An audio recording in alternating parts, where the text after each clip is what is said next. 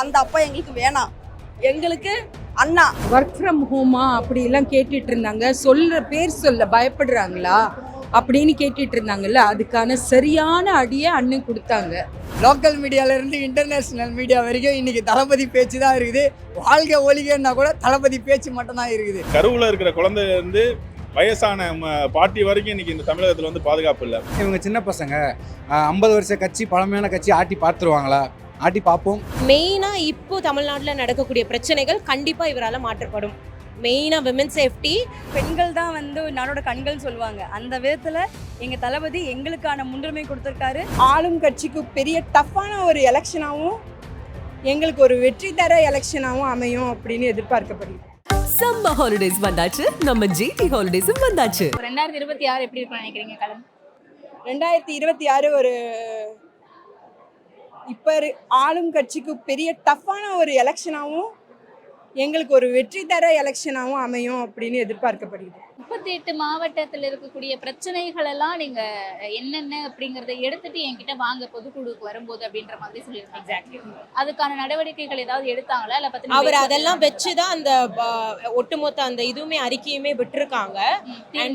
தீர்மானங்கள் வந்து இது பண்ணியிருக்காங்க. அண்ட் ஆல்சோ இதுக்கப்புறமும் சரி, அங்கே அறிக்கையில் சொன்னதே என்ன அப்படின்னா 24/7 அவர் இதை பற்றி தான் யோசிக்கிறாருன்னு. பட் அது அவரோட பேச்சிலே தெரிஞ்சுது. இட்ஸ் நாட் ஜஸ்ட் ஃபார் ஸ்டேஜ்க்காக அது பேசவே இல்லை. அவரோட பேச்சிலே தெரிஞ்சுது அவர் எவ்வளோ தூரம் வந்து மக்களுக்காக யோசிச்சுட்டு இருக்காங்க அப்படின்னு சொல்லிட்டு. ஸோ இதுக்கப்புறம் நம்ம கையில் தான் இருக்குது.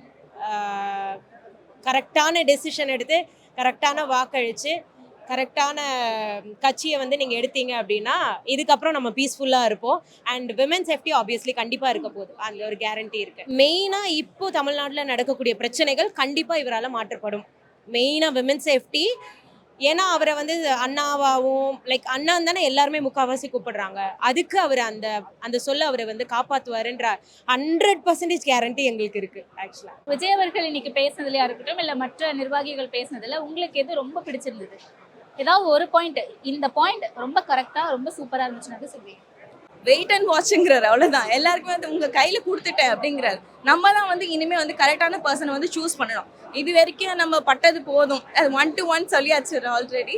ஸோ அந்த ரெண்டுத்துல எது ஒன்று அப்படின்றது வந்து நம்ம தான் வந்து கரெக்டாக சூஸ் பண்ணிட்டு கரெக்டாக பிளான் பண்ணி எலெக்ட் பண்ணணும், ஓட் பண்ணணும். தளபதி அண்ணா என்னைக்கு ஸ்டார்ட் பண்ணாரோ அன்னைக்கே சரி, நீங்கள் இறங்கி வேலை செய்யுங்க, உங்களுக்காக நாங்கள் இருக்கோம், எங்கள் குடும்பம் ஃபுல்லாக எங்களுக்காக சப்போர்ட் பண்ணுறாங்க. அதே மாதிரி நாங்கள் கட்சியில் வரோம். எங்கள் கட்சியில் இருக்கிற உறுப்பினர் ஒவ்வொருத்தரும் பெண்களுக்காக நீங்கள் வாங்க, நீங்கள் செய்யுங்க, நாங்கள் இருக்கோம், நீங்கள் எங்கள் தங்கைகளாட்டம் எங்கள் அக்காவாட்டம் உங்களுக்கு எல்லாம் நாங்கள் செய்கிறோன்னு சொல்லிட்டு வந்து எங்களுக்காக நின்று இறங்கி வேலை செய்கிறாங்க. அவங்களுக்காக, அண்ணனுக்காகவும், தளபதிக்காகவும், மக்களுக்காகவும் நாங்கள் என்னைக்கு இறங்கி நாங்கள் வேலை செய்வோம். அந்த அப்பா எங்களுக்கு வேணாம். எங்களுக்கு அண்ணா விஜய் இருக்காரு. அவர் எங்களுக்கு எல்லா இருந்து தலைமுறை எல்லாமே நடத்தினா போதும். 2026 எங்கள் வெறித்தனத்தை நாங்கள் அதில் காட்டுவோம். பொதுக்குழு கூட்டம் நல்லா நடந்துச்சு. நிறைய தீர்மானம் வச்சாங்க. எல்லாமே நல்ல தீர்மானம்.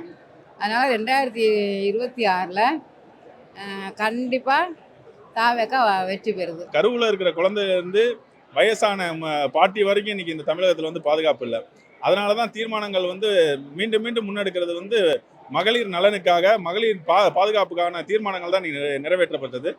அது நிறைவேற்றது மட்டும் இல்லை, அது எப்படி ஐடியாலஜியோட நம்ம கொண்டு போக போகிறோங்கிறதையும் தளபதி சொல்லியிருக்காரு. எங்களுக்கு இன்னைக்கு ஒரு யூனிட் புது ரத்தம், தமிழக வெற்றி கழக ரத்தம் வந்து எங்களுக்கு ஊறி இருக்கு. இவங்க சின்ன பசங்க 50 வருஷ கட்சி, பழமையான கட்சி ஆட்டி பார்த்துருவாங்களா? ஆட்டி பார்ப்போம். அதை எல்லாரும் பார்க்க தான் போகிறாங்க. அதுவும் எப்படின்னா, இப்போ சொல்கிறவங்க வந்து கட்சிக்காரங்களாக இருக்கலாம், எதிர்த்தரப்பினராக இருக்கலாம். ஆட்டி பார்க்கணும்னு நினைக்கிறது எங்களை மாதிரி தாவேக்காவினரோ இல்லை வந்துட்டு இப்போ ஸ்கூல் காலேஜ் முடித்த பசங்கள்லாம் இவங்க சொல்லிட்டு இருக்காங்கல்ல, அவங்களும் கிடையாது. மக்களுமே அவங்கக்கிட்ட போய் நீங்கள் கேட்டாலுமே, நீங்கள் நிறையா வாக்ஸ் பாப் எடுத்திருப்பீங்க, உங்களுக்கு தெரியாது ஒன்றும் கிடையாது. ஸோ மக்களுமே வந்துட்டு அதான் சொல்லியிருப்பாங்க கருத்தாக. ஸோ சீக்கிரமே நீங்களே பார்ப்பீங்க. இப்போது அரசியல் ரீதியாக ஒரு கருத்து முன்வைக்கிறது வேறு. தாவேக்கால வந்து இவ்வளோ குறைகள் இருக்குது, இவ்வளோ நிறைகள் இருக்குன்னு எடுத்து சொல்கிறதும், விஜய் வந்துட்டு இந்த ஹீரோயினோட நடித்தார், இந்த ஹீரோயினை தொட்டு பேசுகிறாரு, இவ்வளோ சம்பளம் வாங்குறாரு, தனி ஃப்ளைட்டில் போகிறாரு அப்படின்னு. அவர் உழைச்சாரு, அவர் சம்பாதிச்சாரு, அவர் போகிறாரு, அவர் அனுபவிக்கிறாரு. இதை வந்து தனி மனித தாக்குதல் இருக்கக்கூடாது. அரசியல் ரீதியாக உங்களுக்கு என்ன தாக்குதல் இருந்தாலும் தாவேக்கா உறுப்பினராக நானே வந்து அக்செப்ட் பண்ணிப்பேன். ஆமாம், நம்ம கட்சியில் சரியில்லைன்னா ஆமாம் சரியில்லை தான். ஏன்னா அது நான் இல்லைன்னு சொன்னால் மட்டும் மாறிடாது, அதில் மக்களுக்கும் தெரியும்ல. ஸோ அதுதான் தனி மனித தாக்குதல் பண்ணதுக்கு ஒரு வாரமாக ட்விட்டரில் வச்சு செஞ்சாங்கன்னு நினைக்கிறேன். இப்போ இவர் ஆதவ அர்ஜுனாவும் அதுக்கேற்ற பதில் கொடுத்துருக்காரு. இங்கே நிறைய பெண்களை வந்து குழந்தைகளோட பார்க்க முடியுது. அண்ட் பெண்கள் பிரதிநிதித்துவம் இங்கே கொஞ்சம் அதிகமாகவே இருக்கிறது தெரியுது.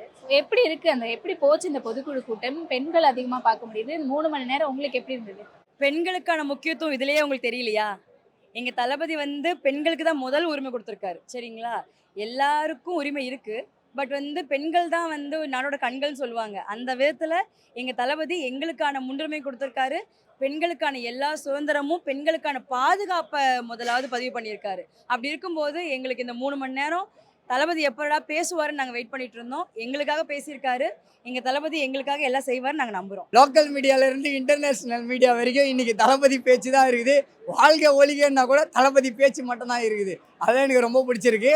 மக்களுக்காக உறுதியாக மக்கள் பணியை செய்வாருன்ற ஒரு பெரும் நம்பிக்கை எங்களுக்குள்ள இருக்குது.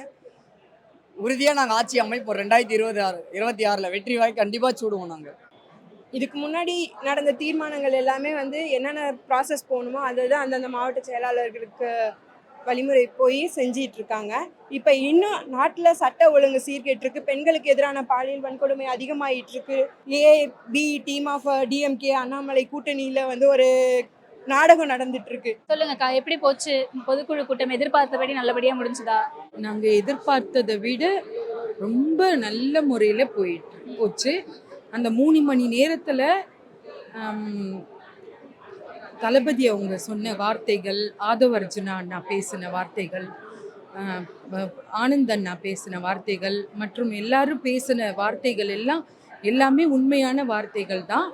இன்னொரு விஷயம் என்னென்னா, நம்ம டிஎம்கேவும் பிஜேபியும் என்ன உள்ளேயே இருந்துட்டு ஒர்க் ஃப்ரம் ஹோமா அப்படிலாம் கேட்டுட்டு இருந்தாங்க. பேர் சொல்ல பயப்படுறாங்களா அப்படின்னு கேட்டுட்டு இருந்தாங்கல்ல, அதுக்கான சரியான அடியை அண்ணன் கொடுத்தாங்க. தளபதி விஜய் அண்ணா அவங்க கொடுத்துருக்காங்க. அவங்க இத்தனை கேள்விகள் கேட்டதுக்கான காரணமே அவர் ஏன் வெளியே வரல, இதுக்கு போகலை, 30 வருஷமா அரசியல் பண்ணலையா, அப்படியா, அதெல்லாம் கேட்டதுக்கான காரணமே தளபதி டிவிகே தளபதி அவர்கள் வந்ததுல பயம், ரொம்ப பயந்துட்டாங்க. பயத்தால அவங்களுக்கு கேள்வி கேட்க என்ன விஷயமும் கிடையாது, எந்த விஷயமும் இல்லைன்றப்போ என்ன பேசணுன்றதுக்காக இந்த விஷயங்களை கேட்டாங்களே தவிர, இன்னைக்கு அண்ணன் நல்லா அடிச்சாங்க, நேரடியா பதில் சொன்னாங்க. இது என் கொள்கை எதிரினா யார் இருக்கா, இவங்க தானே, அதானே சொன்னார்ல அண்ணன். கண்டிப்பா பிஜேபி 2 பேரும் கூட்டணி, அப்படி இப்படி நிறைய ஊழல்கள். அதே போல டிஎம்கே வந்து கொடுத்த நம்ம அரசியலுக்கு கட்சிக்கு வர்றப்போ கொடுத்த வாக்குறுதி, அந்த இது எதையும் நிறைவேற்றல. 4 வருஷம் ஆக போகுது. மற்றபடி குடும்ப அரசியல், ஊழல், மக்களை ஏமாற்றி பதவியை மட்டும் எடுத்துக்கிட்டு ஃபுல்லாக 500 கோடிக்கு கல்லறை கட்டுவாங்களா? மக்கள் எத்தனை பேர் எவ்வளோ கஷ்டப்பட்டுட்டு இருக்காங்க. எங்கள் அண்ணன் தளபதி அவர் வந்து விஜய் அண்ணன் வந்து நல்லா எல்லாத்தையும் புரிஞ்சிருக்காரு.